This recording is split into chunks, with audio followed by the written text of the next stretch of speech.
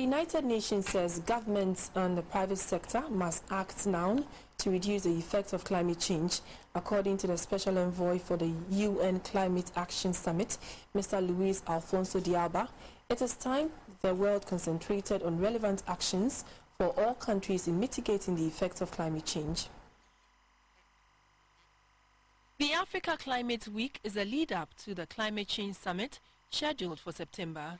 Across the world, the race is on to achieve net zero emissions by 2050 and keep the global average temperature rise to at least 1.5 degrees Celsius. The level of ambition that the international community needs is much higher than the one we have today, and therefore we need to make a great effort.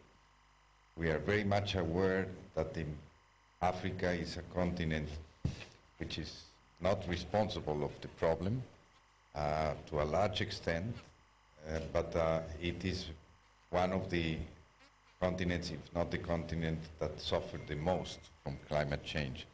I think today it's quite clear that we can fight climate change and still develop and still fight poverty and other urgent needs. So, in Ghana, about $22.6 billion is needed to implement the nationally determined contributions, which are efforts by the country to reduce national emissions and adapt to the impact of climate change.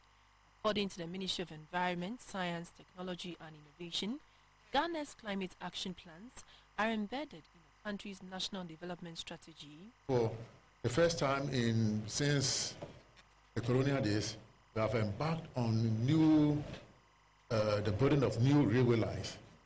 And we hope that when we are able to do that, we will reduce transportation and embark on mass transportation of railway lines.